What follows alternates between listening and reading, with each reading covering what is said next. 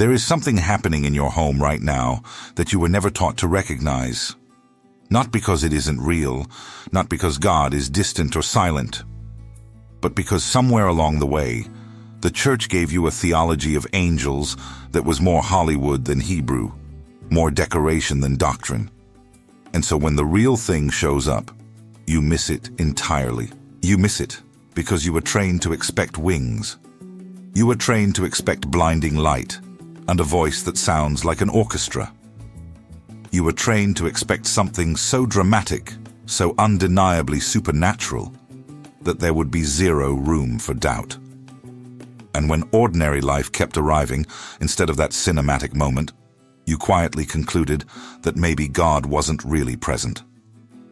Maybe the angels were for the heroes of the Bible, not for you, not for your apartment, not for your kitchen, not for the ordinary Tuesday afternoon of your life. I need to sit with you in that for a moment, because I know what that quiet conclusion costs. I lived inside it for years. I was the person who believed in angels intellectually, could quote Hebrews 1:14 on demand, could defend the doctrine in a theological debate, but privately felt like an outsider to the experience. Like everyone else had access to a frequency I couldn't tune into, and instead of asking honest questions, I just performed certainty I didn't have. If that sounds familiar, this is for you. Because the Bible does not describe angelic presence as rare, reserved, or spectacular in the way we imagine. When you actually trace angelic activity across both testaments, a completely different picture emerges. Angels show up in tents and at wells. They sit at tables and eat bread. They appear on roads and in prison cells, and in the middle of completely unremarkable moments. The dramatic appearances exist, yes, but they are the exception, not the pattern. The pattern is ordinary. The pattern is quiet. The pattern is so embedded in the texture of daily life that most people who experienced it in Scripture didn't immediately know what they were dealing with. That is not an accident. That is how God designed it. So here are 7 signs that your home, your life, the ordinary geography of your days, is being visited by angels right now. And I want to be precise about each one because precision is what your faith actually needs. Not vague encouragement. Evidence. The first sign is the kind of peace that arrives without cause. You know what I mean. Not the peace that comes after resolution. Not the peace that follows prayer and a clear answer. I am talking about the peace that arrives in the middle of the mess, before anything has changed, before you have a reason to feel it. Your finances are still broken, the relationship is still fractured, the diagnosis is still real, and then, without warning, without effort, without explanation, something settles inside you that should not be there, given the circumstances. Paul describes this in Philippians 4:7 with precise language. The peace of God which surpasses all understanding. The word he uses in Greek is huperakousa. It means exceeding, going beyond, surpassing the capacity of the mind to contain or explain. Paul is not being poetic. He is being diagnostic. He is saying that this particular peace is identifiable precisely because it cannot be accounted for by your circumstances or your reasoning. It exceeds the available explanation. Angels are described throughout Scripture as ministers of divine comfort. The word in Hebrews 1:14 is liturgica, liturgical servants, sent to minister to those who are inheriting salvation. Their presence is not passive, it is active service. And one of the primary ways that service manifests is in the transmission of peace into environments and hearts that have no natural reason to experience it.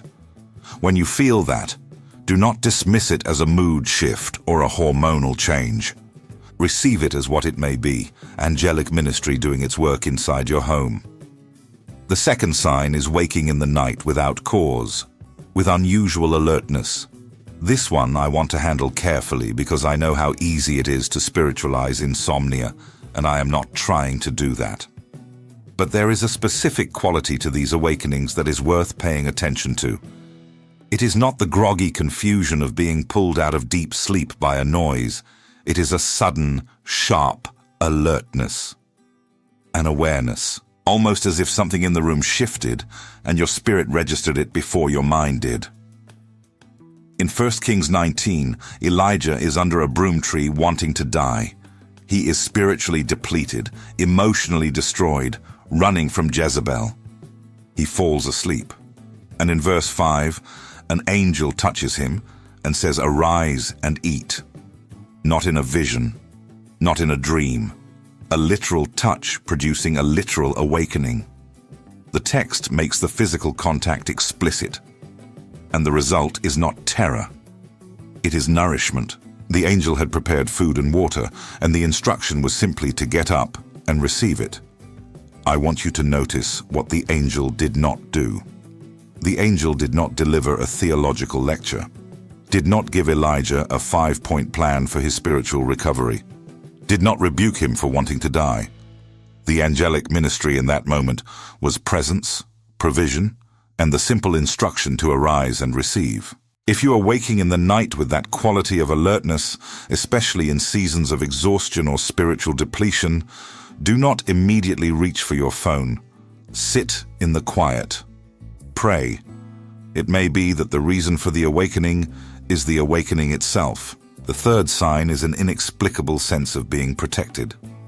This one is different from peace because it is not primarily emotional. It is perceptual.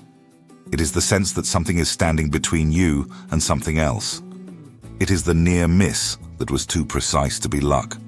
The wrong turn you didn't take because something in you resisted. The moment in the grocery store when you felt the strong pull to leave 2 minutes earlier than planned and later found out that 2 minutes mattered enormously.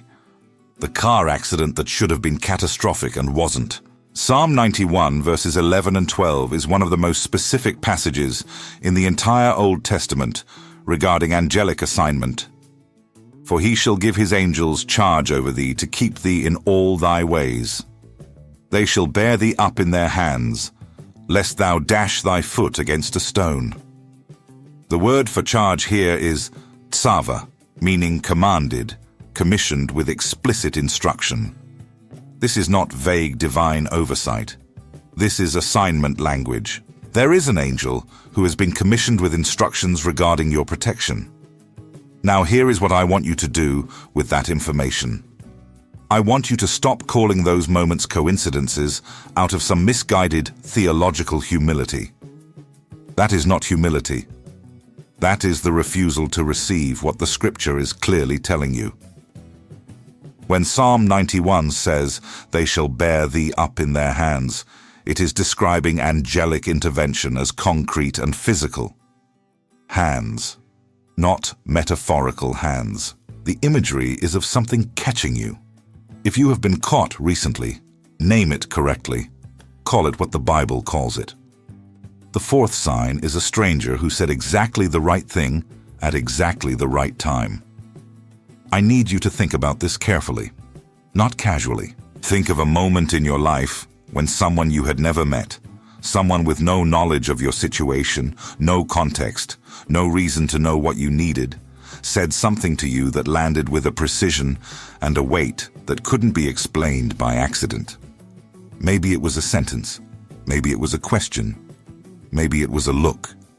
But you knew, in a way you couldn't defend logically, that it was not random. Hebrews 13:2 has been in the Bible for 2,000 years, and most Christians have read it without really letting it land. Do not neglect to show hospitality to strangers, for thereby some have entertained angels without knowing it. The Greek word for angels here is angelos, literal angels, not symbolic heavenly figures, not people who were just really kind. The text is saying that some of those strangers were actual angels who had taken on the appearance of ordinary human beings. This happened to Abraham in Genesis 18. 3 men showed up at his tent. The text simply says 3 men. Abraham sees them, runs to meet them, bows down, and offers them water and bread. He does not initially know who they are. He finds out gradually. And the message they carry, the announcement of Isaac's birth and the warning about Sodom, is one of the most consequential conversations in the Old Testament.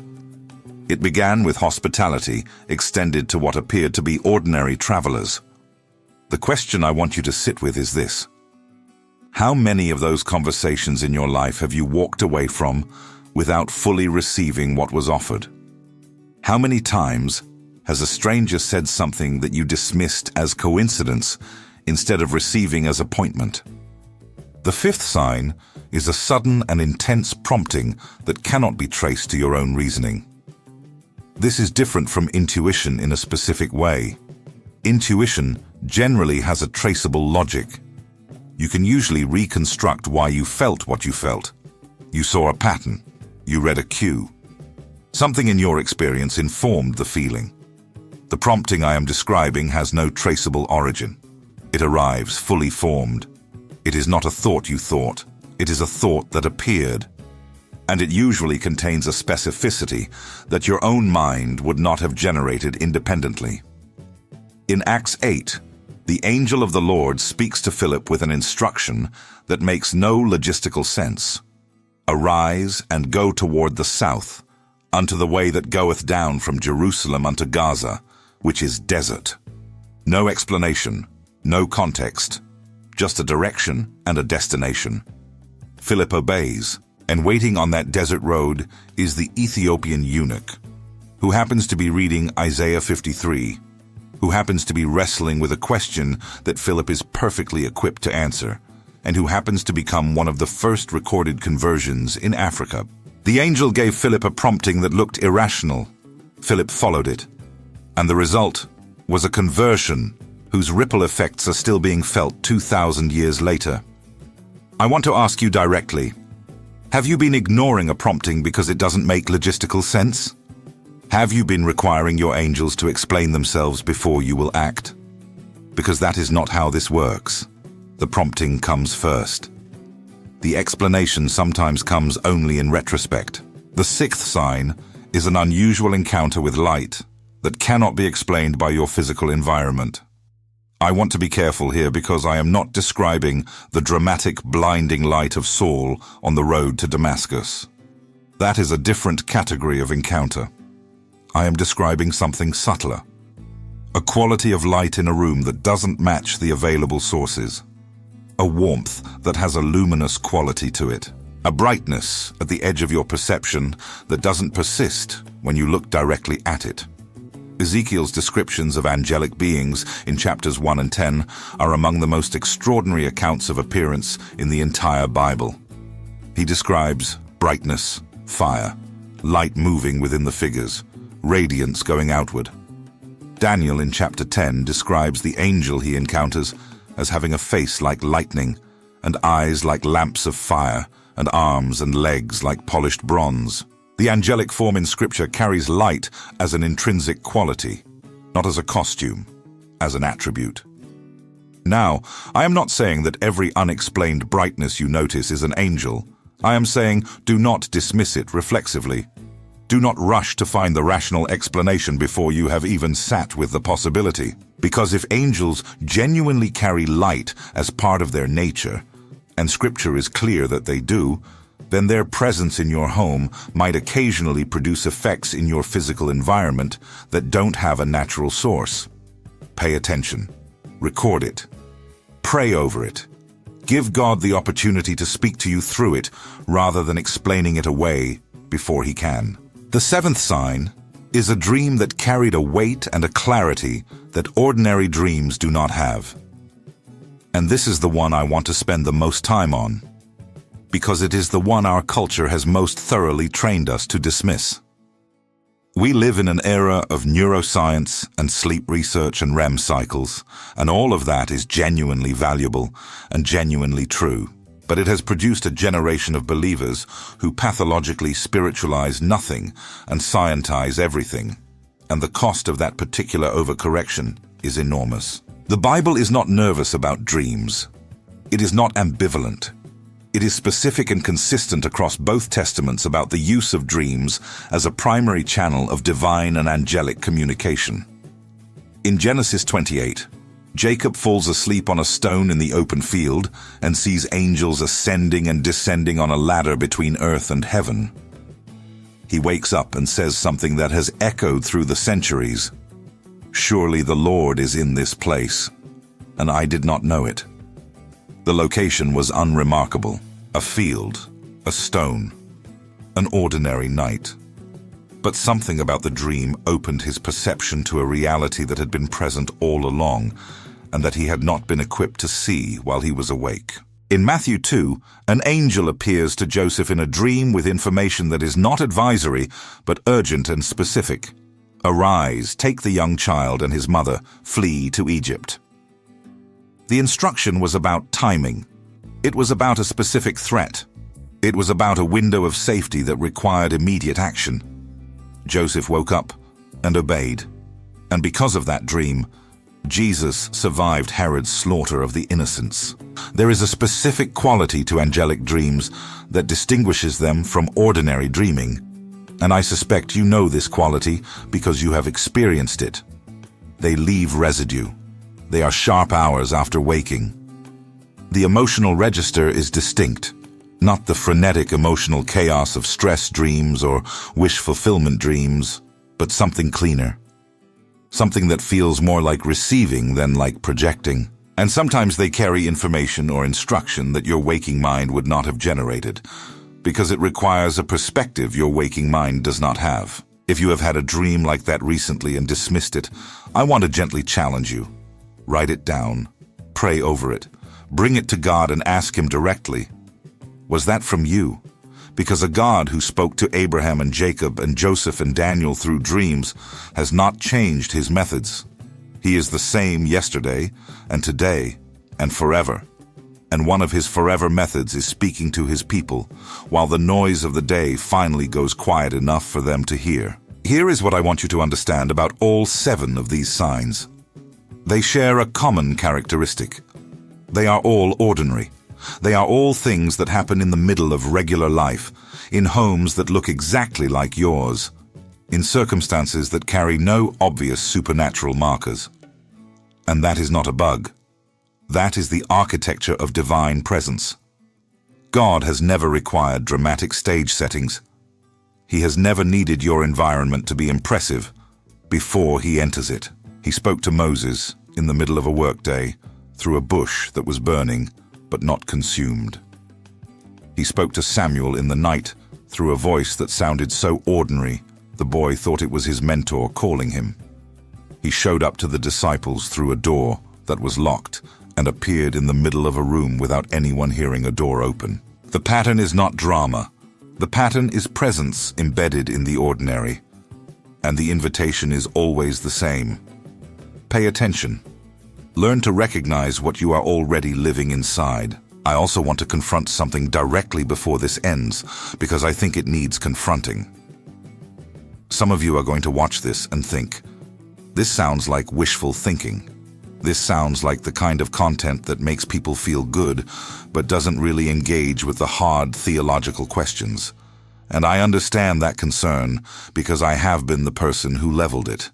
But I want to ask you to examine where that skepticism comes from. Because for many of us, the skepticism is not actually theological rigor. It is self-protection. It is the armor we put on after too many disappointed expectations, after we believed God for something specific and it didn't come, after we prayed with faith and the circumstances didn't change, after we trusted the prompting and the direction led somewhere difficult. And rather than sitting with the pain of that, we quietly decided it was safer to expect less, to believe less specifically, to hold the supernatural at a distance that felt like maturity, but was actually grief. If that is where you are, I want you to know this is not a video asking you to manufacture enthusiasm you don't feel. This is a video asking you to consider the possibility that the thing you stopped looking for is still looking for you. That the God who commissioned angels to serve those who are inheriting salvation did not commission them for the generation of Abraham and then retire the program. That the inheritance has not been revoked. That the ministry is ongoing. And that your home, your ordinary, messy, complicated home, is not outside the geography of angelic attention. Hebrews 1:14 is a question, not a statement, and that is worth noting. Are they not all ministering spirits sent out to serve for the sake of those who are to inherit salvation? The question form is rhetorical, but it carries a weight that a statement wouldn't have. It invites you to answer. It invites you to bring your own skepticism and your own history and your own disappointed expectations to the text, and let the text answer back. And the answer is yes, they are. All of them.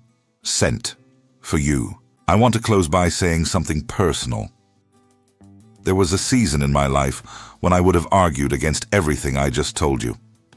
Not because I didn't believe in angels doctrinally, but because the distance between doctrine and experience had become too painful to bridge with hope. So I defended the doctrine and privately grieved the distance. And what began to heal, that was not a dramatic angelic encounter. It was a slow, quiet relearning of attention. It was learning to receive the peace that arrived without explanation, to notice the protection, to take seriously the prompting, to hold the dreams with more weight and the coincidences with more reverence. And over time, what had felt like an empty theological category began to fill with a presence that I can only describe as real.